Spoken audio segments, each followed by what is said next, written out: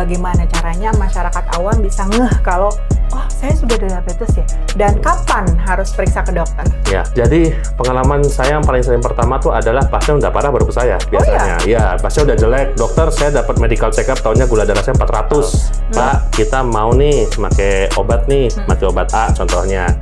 Nanti berapa lama diobservasi? Kalau memang gula darahnya udah tinggi sekali, oke, kita pakai obat. Terus herbalnya apa? Baru saya beritahu herbalnya. Banyak macamnya dok herbalnya, tinggal sesuai yang mana. Assalamualaikum warahmatullahi wabarakatuh.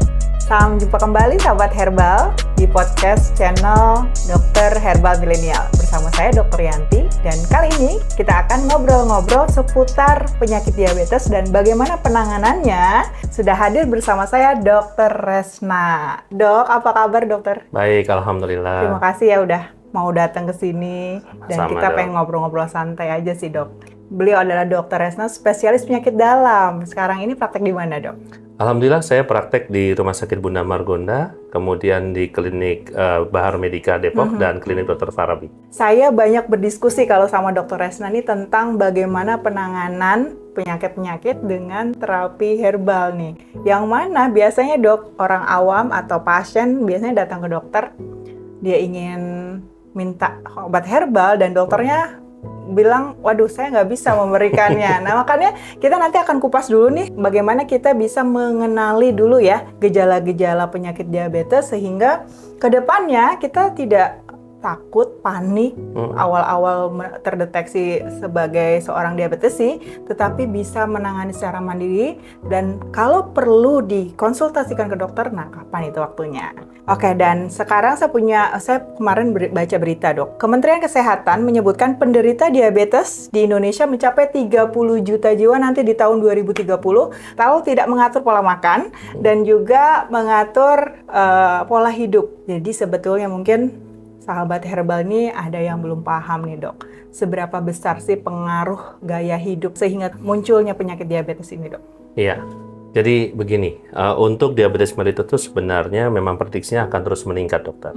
Termasuk sesuai dengan pola gaya hidup kita yang semakin mudah dan capaian makanan yang lebih dapat digapai. Ya.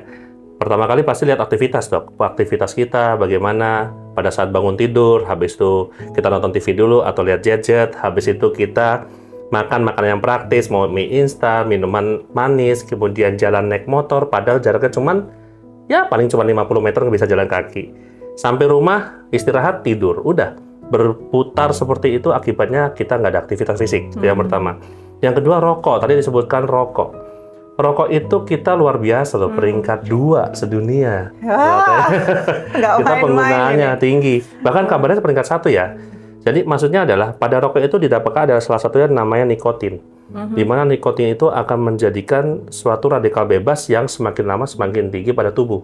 Sedangkan tubuh kalau radikal bebas itu banyak akan membuat kinerja metabolisme atau kerja tubuh semakin lebih tinggi.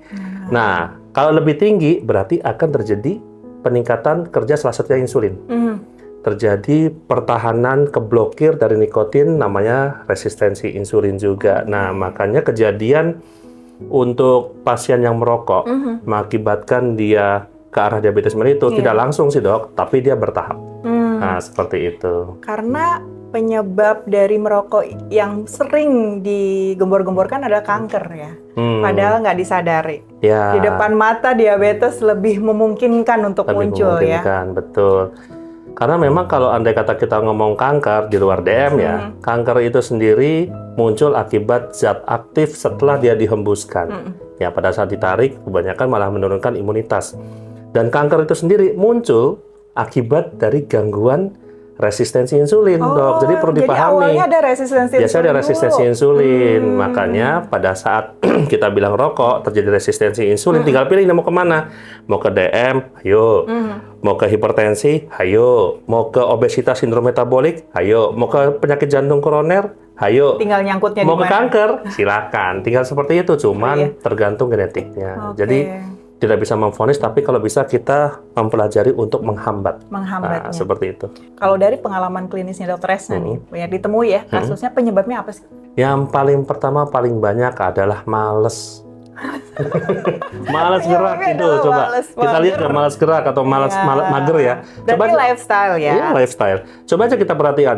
Kita dulu kalau pergi beli sate, contoh beli sate, kita pasti keluar naik sepeda atau naik motor, itu minimal gerakin ngeluarin motor. Sekarang enggak, pencet online. Nah, udah selesai. Itu sekarang udah kasus dan naik luar biasa loh, Dok.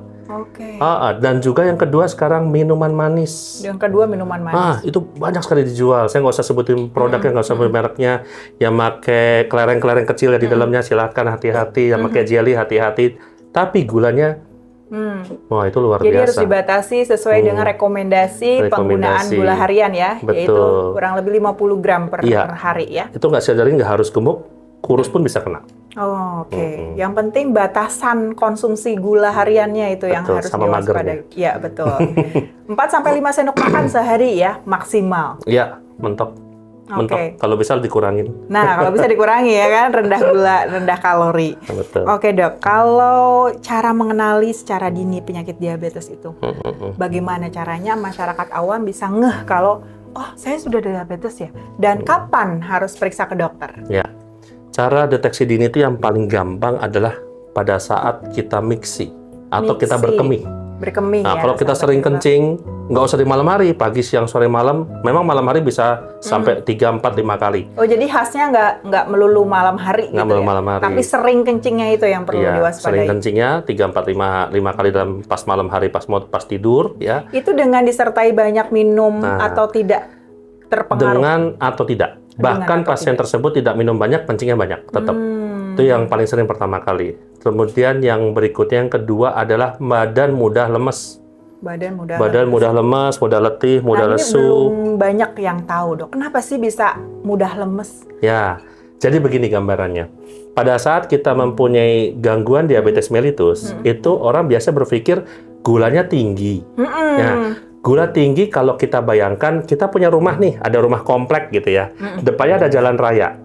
Jalan raya itu banyak mobil, banyak box, isinya gula. Nah, tapi mobil itu nggak bisa transfer ke dalam komplek yang isinya makanan atau gula tersebut. Akibatnya, orang dalam perumahan tersebut kira-kira terjadi kelaparan. Oke, itu yang pertama. Dok, kok gulanya tinggi, saya kok mudah lemes? Karena kalau Anda kata nggak dikasih makan, kira-kira lemes nggak? Lemes itu yang terjadi. Nah, berarti apa? Gula darah yang ada dalam pembuluh darahnya pasien tersebut, yang ada di jalan raya, tidak dapat ditransfer masuk ke dalam sel, sehingga orang tersebut mudah lemas, ngantuk. Penyebabnya tuh karena apa-apanya proses yang terjadi di sana, Dok? Baik. Proses yang paling sering terjadi adalah resistensi insulin. Karena resistensi, balik lagi ke resistensi insulin. Apa sih, Dok, yang dimaksud resistensi insulin? Nah, sahabat herbal mungkin masih banyak yang belum paham nih. Seru nih kalau ngomongin resistensi insulin. Jadi, resistensi insulin terjadi pada diabetes mellitus tipe 2. Sebelum terjadi ADM tipe 2, itu terjadi blocking atau tidak dapatnya tertransfer gula yang dibawa insulin masuk ke dalam sel. Akibat apa? Akibat ada blokir atau tidak dapat diterima oleh insulin reseptor substrat. Ya, jadi kalau kita gambarin, ada orang di rumah, ada pintunya nggak bisa kebuka, harusnya bisa makanan masuk ke pintu, ke hold. Nah, si penerima nggak bisa masuk. Nah, seperti itu.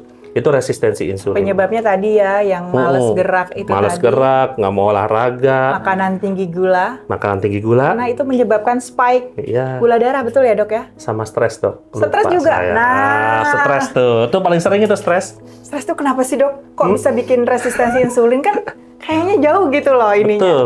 Stres itu membutuhkan energi ekstra, Dok.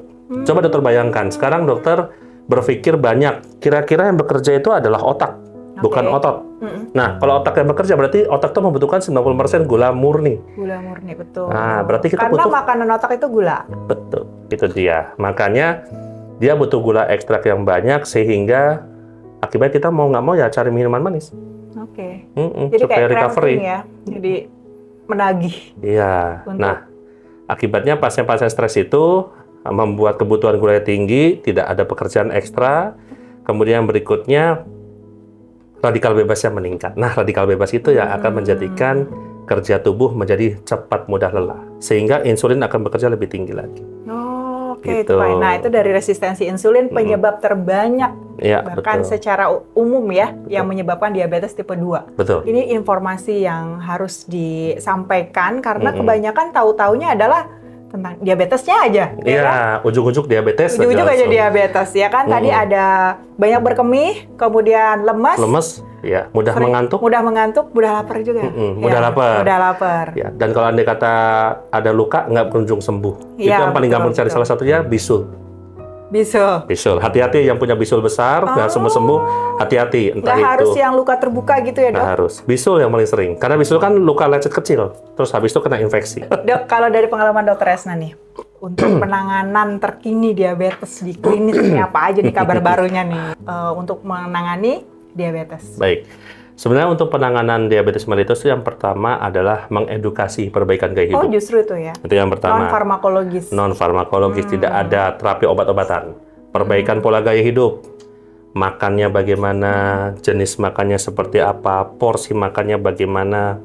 Kemudian yang berikutnya adalah olahraga. Olahraga dulu ya 30 menit setiap hari, jalan kaki yang kontinu, tidak mampir-mampir gitu ya. Biasanya kita jalan kaki kan mampir ke pasar tuh, Dok, beli A, beli B, beli C. Ya, kemudian yang ketiga adalah mengurangi stres. Mengurangi stres. Ya, mengurangi stres dulu.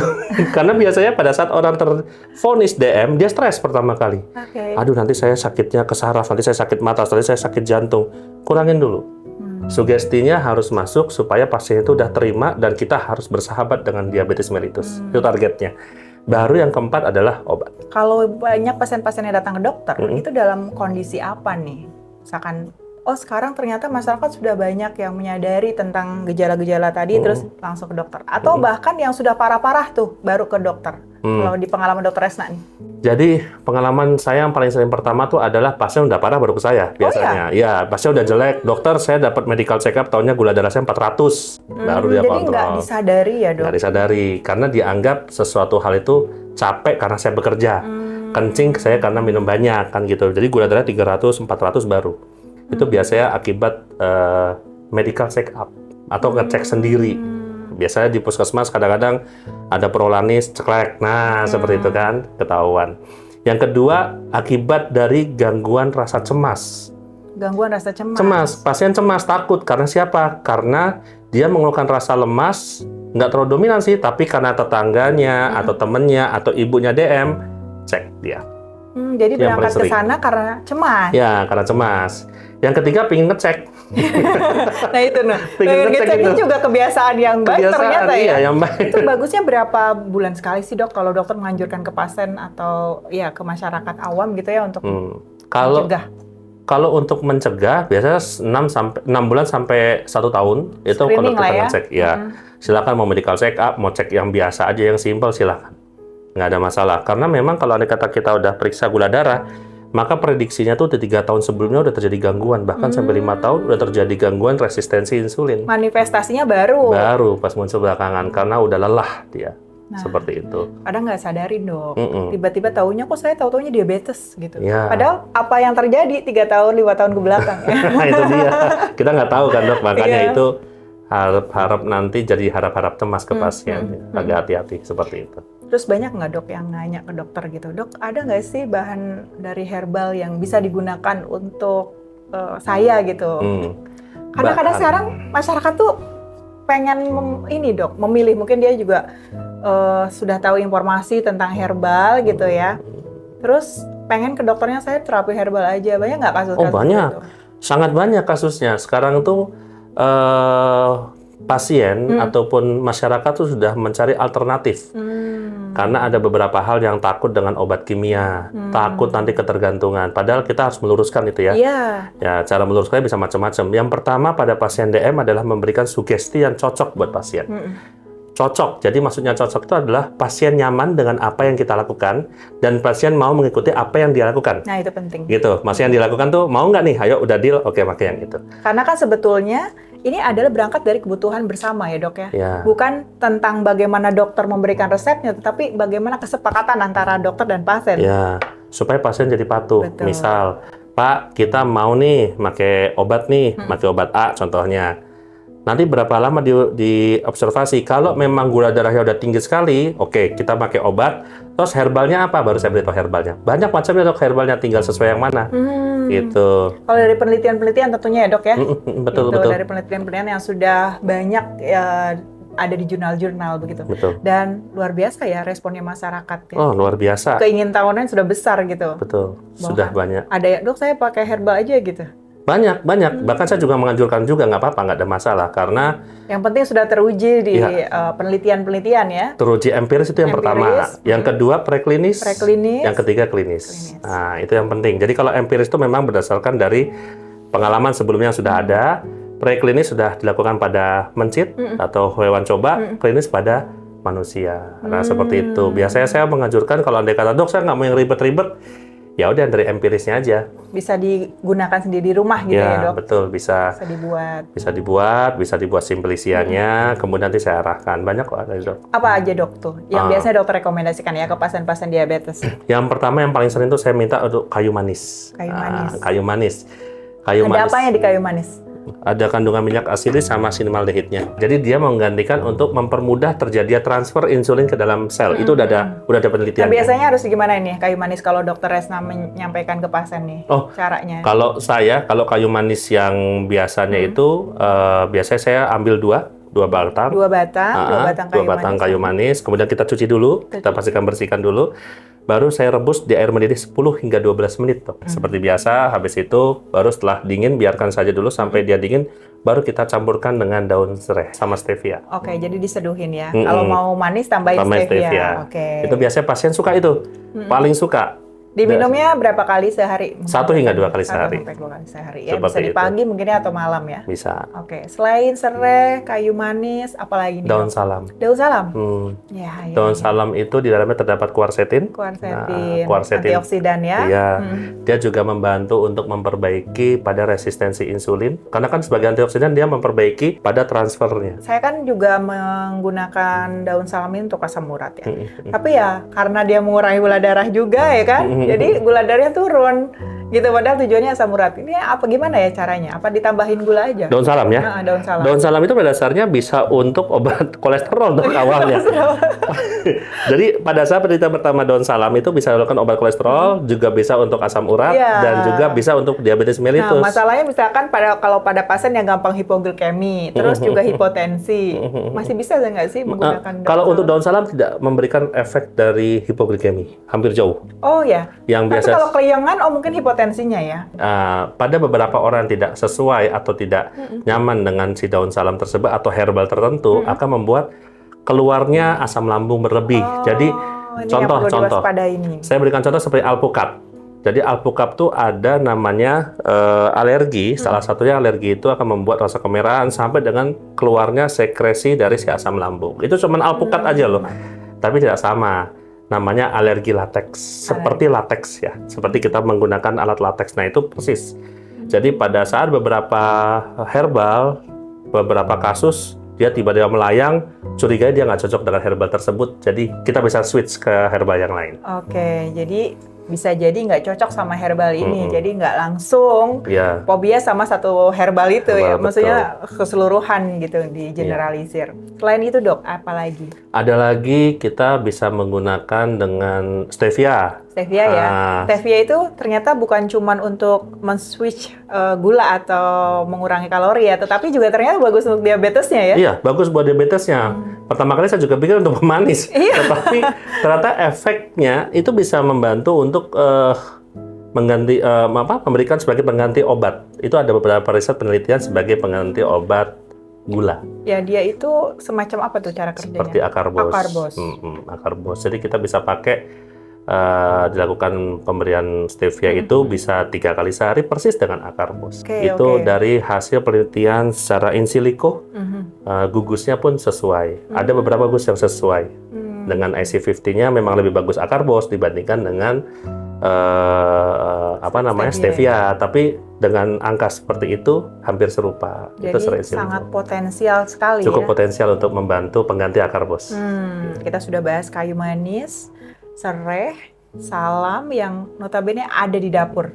Ya kan, oh iya, betul itu salam. Kalau dari rumput-rumputan dok, saya biasa pakai sambiloto dok. Oh, sambiloto. Iya. Sambiloto itu ternyata banyak juga penelitiannya bisa menurunkan gula darah ya.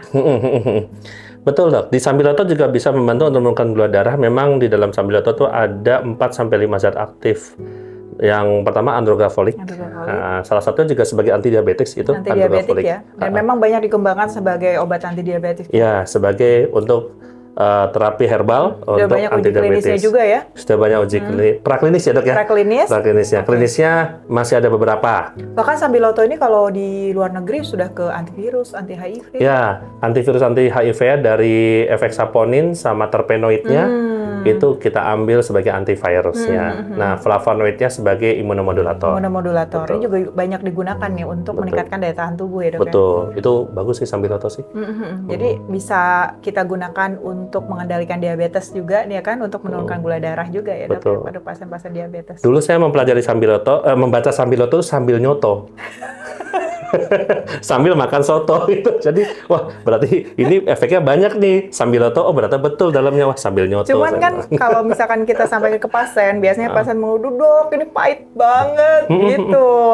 Betul, memang pahit, makanya alternatif yang lain adalah stevia. Biasa Sambiloto itu berbagai sediaan juga ya dok, ada kapsul. Jadi kan itu dia membantu agar tidak pecah di mulut sehingga tidak terasa pahit ya. Nanti dia baru ke lambung dan ke usus ya kan, baru diabsorpsi gitu. Ada beberapa alternatif. Kalau misalkan nih pasien diabetes itu kapan dia bisa tangani secara mandiri? Karena dari Kementerian Kesehatan juga ada beberapa petunjuk praktis untuk penanganan secara mandiri ya, melalui tanaman obat keluarga gitu dok. Terus kapan harus ke dokter dan mendapatkan terapi dari dokter dok? Biasanya seseorang itu akan mencarikan alternatif terapi untuk gula darah tersebut. Tetapi jika kadar gula darah tidak mencapai kadar yang baik sampai berada di bawah 200, ya itu diceklah, kita bisa cek mandiri sebenarnya. Dan itu mengalami gambaran perburukan yang berlebih. Contohnya, gula darah bisa sampai di atas 250, kemudian didapatkan luka yang nggak kunjung sembuh, kemudian didapatkan keringat dingin, kemudian pasien rasanya mudah melayang, pusing, sampai kadang-kadang mau pingsan, padahal gula darahnya tinggi. Hati-hati, takutnya yang terjadi adalah komplikasi, namanya kegawatan diabetes mellitus. Nah, itu harus dikenali ya dok, kegawat daruratan yang seperti tadi dokter Resna sampaikan ya. Itu yang harus hati-hati, namanya hyperosmolarity, hyperglycemia state. Nanti kalau buruk lagi namanya ketoasidosis diabeticum. Dia biasanya masuk ICU. Jadi sebelum kasus itu muncul, kalau udah mulai rasanya nggak benar, cepat-cepat ke dokter. Cek apakah memang dia masih di sistem darah, ataukah dia sudah masuk ke sistem metabolik seperti ke ginjal, ataukah dia sudah sampai ke gangguan sistem kesadaran dan indera. Jadi lebih baik segera untuk diperbaiki. Oke, jadi jangan sampai ada kegawat daruratan seperti itu ya. Betul. Terus dok, ada juga yang mungkin dari saran dokter tadi kan boleh menggunakan bahan-bahan alami. Nah, kapan bisa dikomplementkan, dok? Ya, jadi kalau andai kata mau dikomplementkan, silahkan, nggak ada masalah. Biasanya kalau saya pribadi memberikan ke pasien itu, saya dampingin dulu. Saya dampingin dua-duanya, obatnya jalan, herbalnya yang udah diedukasi, silahkan jalan. Nah, kebiasaan pasien itu adalah langsung melepas obatnya. Nah, itu yang perlu. Nah, itu hati-hati. Kita turunkan aja bertahap, turun sebentar. Lama-lama dia makin bagus dengan angka, misalnya gula darah 100 sempat di bawah 100, atau di bawah 120. Turun lagi, misalnya glimepiride 4 mg jadi 3 mili. Turun lagi di 2 mili. Biasanya dokternya akan memberikan tambahan seperti itu. Tapi jangan lupa, biasanya pasien tuh merasa jumawa, dok. Langsung, ini aman nih, makin ini aja nggak apa-apa. Kita berikan sugesti pasien itu adalah menikmati yang ada, sambil melepaskan tongkatnya bertahap. Jadi, setiap kita sedang sakit, apalagi diabetes mellitus, ibarat kita memakai tongkat. Ya, pertama pakai kursi roda, habis itu kita pakai tongkat yang kayak jemuran, habis itu tongkat yang kakinya 4, habis itu lepas tongkat kakinya 1, baru kita bisa jalan. Bertahap. Nah, dan biarkan dokter yang memutuskan ya kapan dosis obatnya akan dikurangi. Jadi pasien tinggal mengikuti aja. Sesuai tadi kesepakatan di awal. Deal, gitu kan? Seperti itu. Karena diabetes mellitus nggak bisa kita paksa. Gitu. Tapi kita bisa berteman sehingga bisa terkendali dengan baik. Iya, bersahabat dengan diabetes mellitus. Terima kasih dokter Resna menarik ini. Kapan-kapan kita ngobrol lagi. Mungkin seputar penyakit yang lain juga nih dok. Mudah-mudahan dengan seperti itu, sahabat herbal di rumah mendapatkan pencerahan nih. Terutama bagi diabetesi yang jangan sampai panik, tetapi kita tetap waspada. Oke, mudah-mudahan podcast kita hari ini bermanfaat dan sampai jumpa di podcast selanjutnya. Ya, terima kasih ya dok. Ya, sama-sama dok. Terima kasih.